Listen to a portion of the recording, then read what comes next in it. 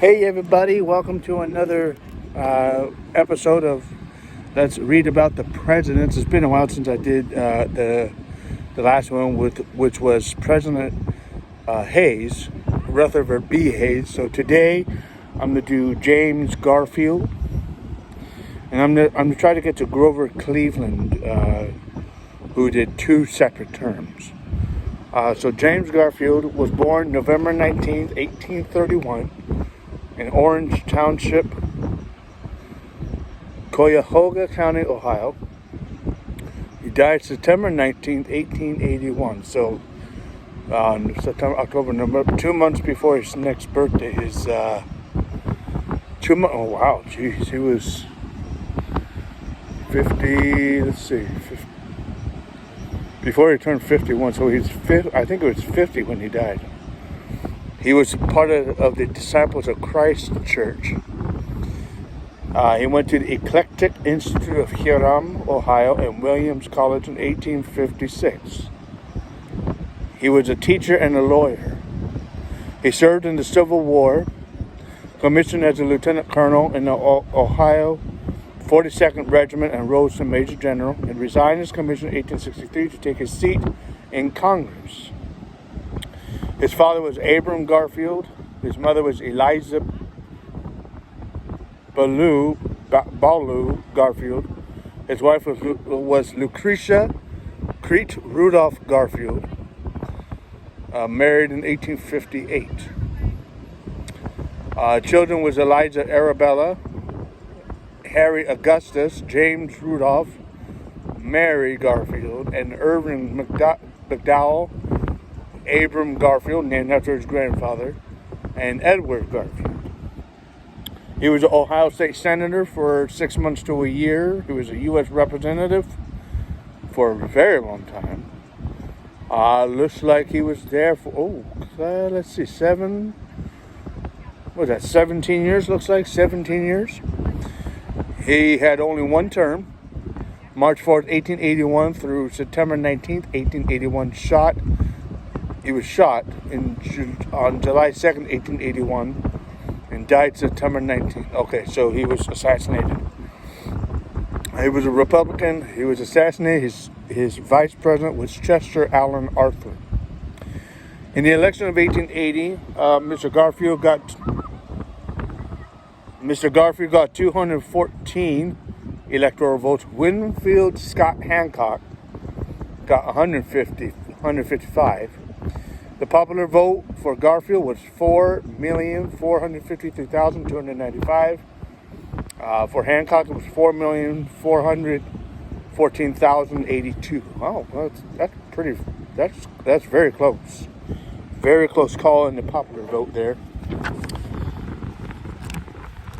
The cabinet was James G. Blaine, Secretary of State.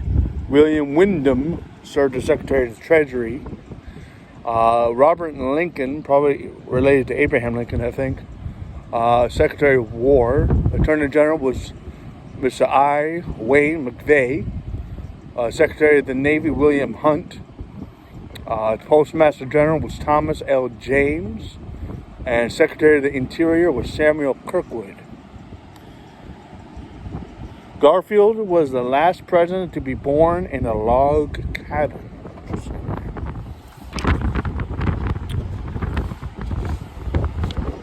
There was the Battle of Chickamauga, September 18th through the 20th of 1863. Union troops under General William Rosecrans attempted to push Confederates from the strongly held position at Chattanooga, Tennessee.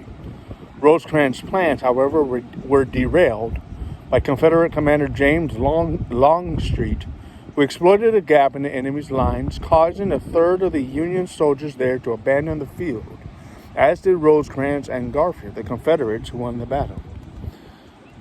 And then there was Andersonville. The Confederate government established the site in western Georgia as a prisoner of war camp and began bringing Union prisoners there in February 1864. The camp soon became overcrowded with more than 30,000 men in an area designed to hold only 10,000. So they increased by 30%. Looks like, 30%. give or take.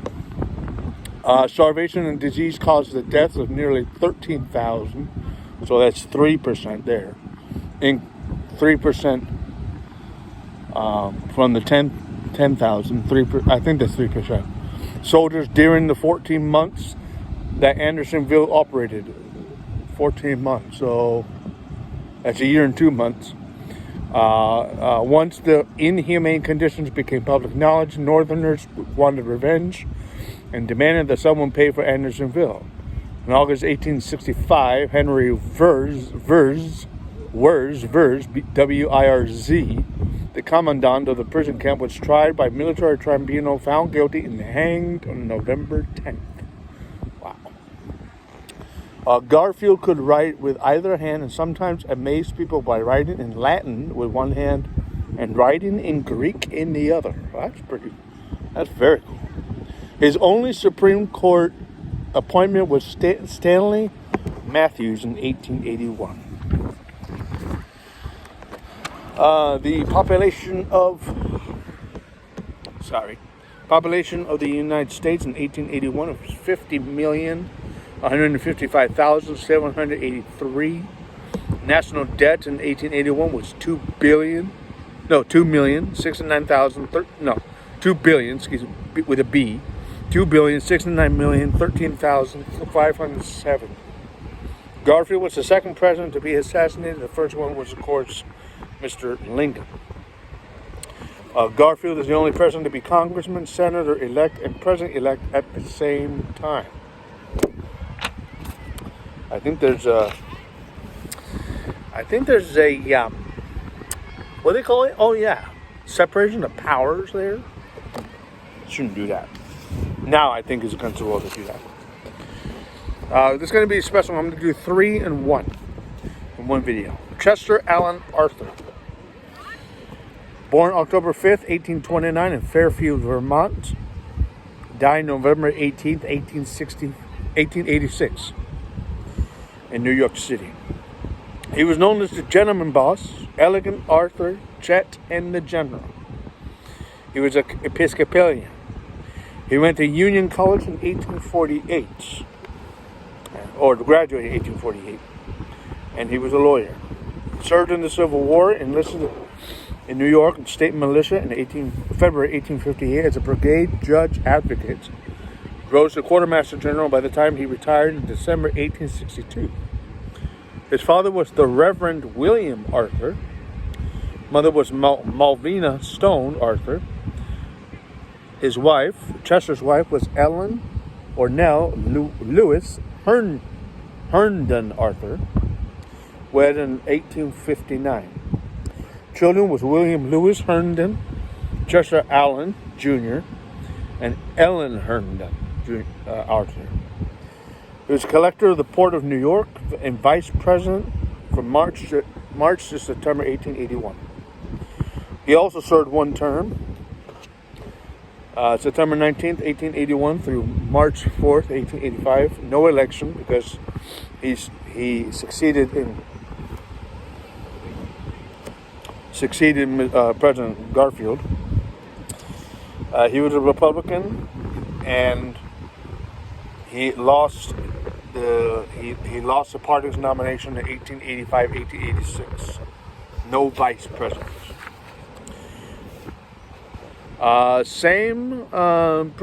Some of the names here of the cabinet was the same. James Blaine was Secretary of State. Frederick T. Frelinghuysen, interesting name there, also served as Secretary of State. Secretary of the Treasury was William Wyndham from last time. And then Charles Folger, like Folger's Coffee. Also Walter Q. Gresham. They all served as Secretary of the Treasury. Secretary of the War was Mr. Lincoln again, Robert T. Lincoln. Attorney General was Wayne McVeigh from last time, and Benjamin Brewster. Secretary of the Navy was William Hunt, and also another William Chandler. Postmaster General was Thomas L. James, Timothy O. Howe, Howe, Walter Q. Gresham, Frank Hatton. Secretary of the Interior was Samuel Kirkwood and Henry M. Teller. Arthur's birthplace. During the 1880 presidential election, a rumor circulated that Arthur had actually been born in Canada. No one cared since he was merely the vice presidential candidate, but once he succeeded Garfield to the presidency, the rumor surfaced again. Arthur's parents, Irish immigrants, had initially migrated to a farm 80 miles north of Vermont in Canada. Before moving to Vermont, Arthur airily dismissed the charge, but some insisted that the President of the United States, while he was the son of American citizens, had been born in Canada. Interesting. We had a problem similar to that with Obama. Arthur prided himself on his appearance and changed his clothes several times in one day. He had over 80 pairs of pants when he was president. President Arthur appointed two gentlemen to the Supreme Court, Horace Gray and Samuel Blackburn, both in 1882. Arthur was the first president to take the oath of office in his home. State of the Union in 1881, 50,155,783. National debt in 1885 was lower than last time, 1,863,964,873. 38 states in the Union, no states added. Arthur dedicated the Washington Monument in 1885. Robert Lincoln. Who's Robert Lincoln? Robert Lincoln, the eldest son of Abraham Lincoln, that was right. He was related, was the only member of Garfield's cabinet to stay throughout the remainder of the term. Robert had been in the crowd at the train station when Charles Guiteau shot President Garfield. Ironically, Robert would be present at McKinley's assassination in 1901. After that incident, he refused to be in the company of presidents, saying that he only brought them bad luck. Robert had been invited by his parents to attend Ford's Theater, but he declined, so was not present at his father's assassination. He never forgave himself. Wow, that's interesting. I didn't know that. Finally, when Arthur became president, he refused to move into the White House until it was redecorated and refurbished. To help in this, he ordered for much of the old furniture to be loaded on wagons and sold at auction. 24 wagons hauled away the furniture, including some priceless pieces. I'm going to do Grover Cleveland. He's the 22nd and 24th president. We might have that again with Mr. Trump. We'll see. Mr. Grover Cleveland was born March 18, 1837 in Caldwell, New Jersey. He died January 24th, 1908 in Princeton, New Jersey. He was known as Uncle Jumbo and Big Steve. Big Steve. Okay. Presbyterian, nice. No higher education, but he was a lawyer. No military service. Although he was drafted in the Civil War, he paid a substitute to serve for him instead. Okay. His father was Reverend, the second president to have a father for a preacher. Reverend Richard Fowley Cleveland. Mother was Anne Neal Cleveland.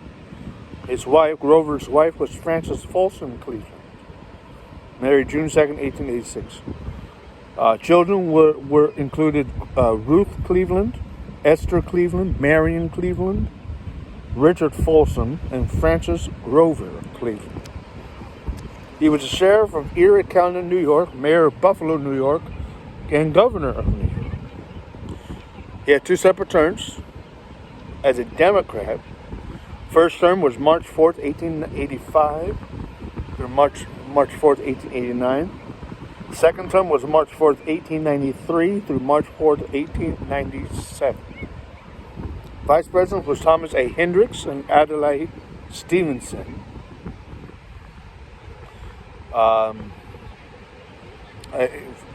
Vice Presidents. Election of 1884, Cleveland got 219 electoral votes. James G. Blaine, 182. Popular vote for Cleveland was 4,874,621. Blaine got 4,848,936. That's in 1884. In 1892, Cleveland got 277 electoral votes. Benjamin Harrison, 142. And James B. Weaver, only 22 electoral votes. Sad. Popular votes. For Mr. Cleveland, 5 million, this is 1892, 5,553,898. Harrison was 190,819. Weaver, 1,026,595. So Weaver did pretty bad. Mr. Weaver did pretty bad. Okay. Cabinet for first term. Secretary of State was Thomas Bayard. Thomas Bayard, Secretary of State. Secretary of the Treasury, Daniel Manning. Also Charles S. Fairchild. Secretary of War, William C. Endicott. Attorney General, Augustus Garland. He's related to Merrick Garland, or ancestor of Merrick Garland, who's also Attorney General right now. Secretary of the Navy, William C. Whitney. Postmaster General, William F. Vilas. And Donald M. Dickinson. Secretary of the Interior, Lucius Q.C. Lamar and William F. Vilas. Secretary of Agriculture, first to serve in this new post, Secretary of Agriculture, Norman J. Coleman, for a month, 4 weeks to a month, February to March 1889. Now, second term, Secretary of the State, Walter Q. Gresham, who died in office, and then Richard Olney, Olney. Secretary of the Treasury, John G. Carlisle. Secretary of War, Daniel S. Lamont. Attorney General, Richard Olney, and then Judson Harmon. Secretary of the Navy was Hillary, a gentleman, I hope, Hillary A. Herbert. Postmaster General was Wilson S. Bissell, and then William L. Wilson. Secretary of the Interior, Hokie Smith, David R. Francis. Secretary of Agriculture, J. Sterling Morton. Civil War substitutes. During the Civil War, the U.S. government allowed for men to hire substitutes for $300 if called into service. This policy was permitted under the Conscription Act passed in March 1863. The one paying, though, was still liable for service when the next draft was held, so he would continue having to pay money if he wanted to remain a civilian. Therefore, those hiring substitutes were usually the wealthy. Cleveland hired a substitute, and so was the only president between Abraham Lincoln and William McKinley who did not serve in the Civil War. Grover Cleveland is the only president to serve non-consecutive terms. He might not be the only president anymore. We'll see. Supreme Court appointments for the first term, Lucius Q.C. Lamar, Melville W. Fuller. In the second term, Edward D. White and Rufus W. Peck. Second term. Population in 1885, 62,947,714. National debt in 1897 was $1,817,672,666. We finally get a state admitted to the Union was Utah, January 4th, 1896. Oh, you know what? I think I forgot. That went pretty quick. Let me see. Let me go back. I'm sorry. Were there any states added to the Union during Chester's time? I don't think so. Let me see. Wow.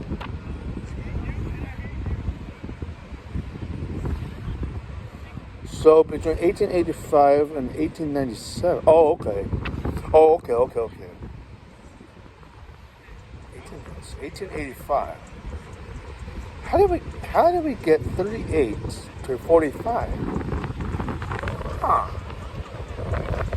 Grover Cleveland. Let's see. Make sure I'm reading this right. I guess so. Yeah. Okay. 45 states. We had 45 states by 1897. Okay. Cleveland was the first president to enjoy his own White House wedding when he married Frances Olson during his first term. He was also the first president to have a child born in the White House. Baby Ruth. Little popular myth that says that the candy bar Baby Ruth was named for little Ruth Cleveland. This seems rather unlikely since it premiered 17 years after she had died from diphtheria. More likely, the namesake was Babe Ruth, but the company did not want to be liable for any royalties that he might demand, nor risk any potential lawsuits and or negative publicity. Hence, they used the story of Ruth Cleveland. Interesting. Cleveland holds the presidential record of vetoes. During his first term, he vetoed over 400 bills. Excuse me. At least 200 more than the second highest. Wow. Grover Cleveland frequently answered the White House telephone personally. Oh, that doesn't happen anymore, for sure. I want to know how the heck did we get 45 states, but the only state listed is Utah. It's strange. Okay, we'll see. Oh, maybe it's with the next one. Let's do Benjamin Harrison. He was 23rd. Because Grover Cleveland was 23rd. Let's see. He was 22nd and 24th. Benjamin Harrison, 23rd president, born August 20th, 1833, North Bend, Ohio, died March 13th, 1901, Indianapolis, Indiana. Little Ben Kid Gloves Harrison were his nicknames. He was a Presbyterian. He went to Ohio University. It says Miami, but in parentheses it's Ohio University, 1852. He was a lawyer, served in the Civil War, served with the 70th Indiana Infantry Regiment, rising from second lieutenant to brigadier general.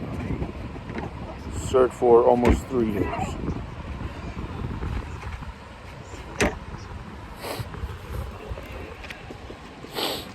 His father was John Scott Harrison. Mother was Elizabeth Irwin Harrison. Wife was Caroline Lavinia Scott Harrison. Children was Russell Benjamin Harrison and Mary Scott Harrison. Second wife was Mary Scott Lord Dominic Harrison. And the only child was Elizabeth, who died in 1955. Wow. For Benjamin Harrison, his political life was Indianapolis City Attorney and an Indiana Supreme Court reporter and a U.S. Senator from Indiana. Mike Pence from Indiana. One term, March 4th, 1889 through March 4th, 1893. He was a Republican.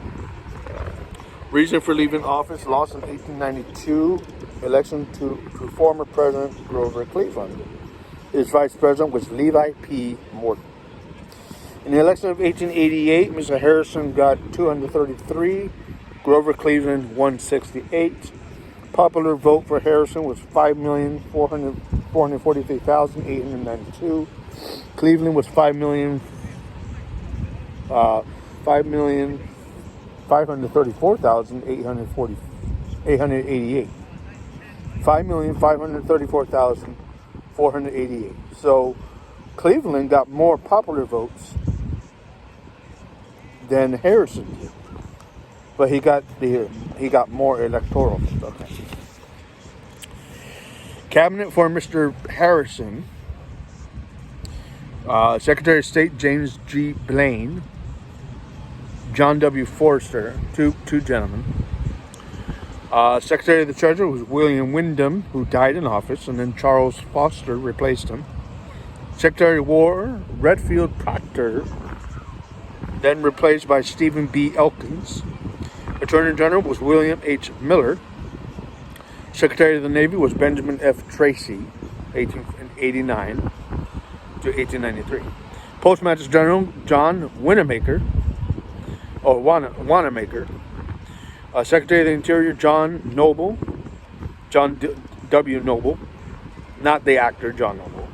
And then Secretary of Agriculture was Jeremiah M. Rusk. Grand Review, May 23rd and 24th, 1865.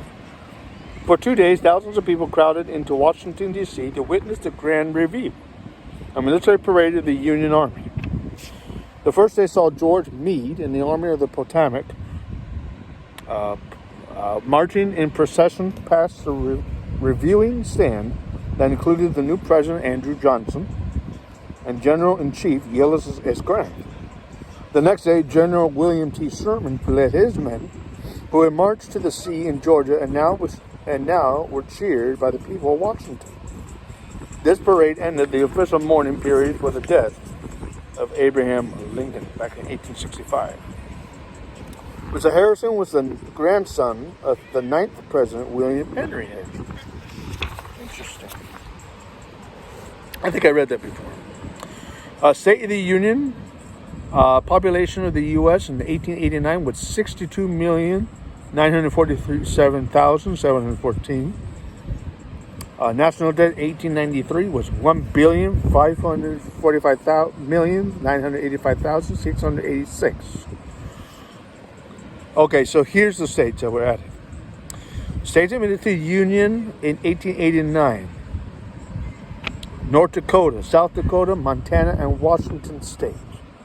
In 1890, Idaho and Wyoming were added to the Union. Mr. Harrison became the first president to attend a baseball game when he watched the Cincinnati Reds beat the Washington Senators 7-4 on June 6, 1892. Supreme Court appointments for Mr. Harrison included Mr. David Brewer, Henry B. Brown, George Shiraz, and Howell E. Jackson. Sherman Silver Purchase Act, 1890. Passed in 1890, the Sherman Silver Purchase Act required the U.S. Treasury to buy 4.5 million ounces of silver per month, which meant most of the output of the western silver mines. The silver could be brought with notes that then could be redeemed in either silver or gold. When most people wanted to trade the notes for gold, the U.S. gold reserve ran dangerously low. This law was repealed 3 years later, which would be 1893. And then we have the Sherman Antitrust Act. Ohio Senator John Sherman sponsored this bill to attack monopolies by making any arrangements designed to increase the cost of goods to the consumer illegal and subject to $5,000 in fine, to a $5,000 fine and a 1-year prison term. Little prosecution was done under this law under the administrations of Theodore Roosevelt and William Howard Taft. Johnstown flood, May 31st, 1889. One of America's worst natural disasters occurred after days of heavy rains led to the collapse of a dam near Johnstown, Pennsylvania. This created a 40-foot wall. Read it again. 40-foot wall of water and debris sweeping down on the town. More than 2,200 people were killed. The American Red Cross, under the leadership of Clara Barton, undertook its first massive aid effort. Wow. Okay. During Harrison's presidency, electricity was installed in the White House, but his family was frightened by it after he received an electric shock. They sometimes refused to touch the switches. Wow. Queen Liliuokalani. The last reigning monarch of Hawaii, Queen Liliuokalani, became queen in 1891, and buckling to American business interests, agreed to the Bayonet Constitution, which limited her power. When the McKinley Tariff began hurting sugar exports, American businessmen decided the time had come for the annexation of Hawaii. Maybe not a good idea today. Queen Liliuokalani attempted to retain her power with a new constitution, but was deposed in January 1894 by American troops. 6 months later, the Republic of Hawaii was created with American businessman Sanford Dole as its president. The Queen remained in Hawaii and died there of a stroke in 1917. Wow. 1917. So 70-something, 80s, late 70s, early 80s, she passed away. During one 30-day period, President Harrison gave 140 different speeches.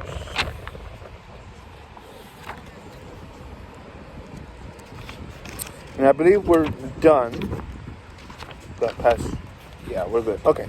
So that's a little over 30 minutes for this video. So we covered quite a few presidents, including Grover Cleveland. So I hope you enjoyed this reading, and I'll be back later on.